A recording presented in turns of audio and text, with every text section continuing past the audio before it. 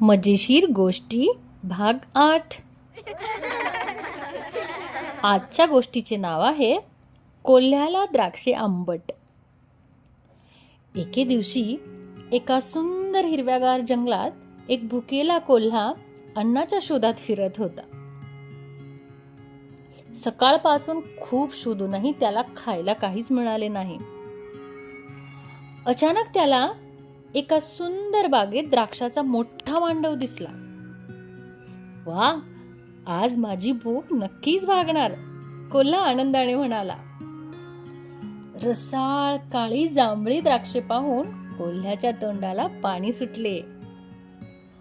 कोल्ह्याने द्राक्षे पकडण्यासाठी मोठी उडी मारली, पण द्राक्षे खूप उंच होती, त्याच्या हाताला ती काही लागलीच नाहीत।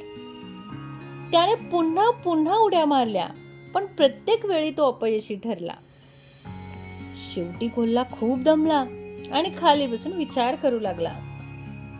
तो स्वतःशीच म्हणाला, ही द्राक्ष तर नक्कीच आंबट असतील, आणि असे म्हणून कोल्हा तिथून निघून गेला। तर या गोष्टीतून आपण काय शिकलो? जेव्हा एखादी गोष्ट आपल्याला मिळत नाही तेव्हा आपण त्याच्यातच दोष शोधतो, म्हणून नेहमी प्रयत्न करत राहा आणि अपयश आल्यावर कारणे शोधू नका। काय मग मुलांनो, आवडली ना गोष्ट? अशाच मजेशीर गोष्टीसाठी टायनी ट्यून्सला लवकर सबस्क्राईब करा।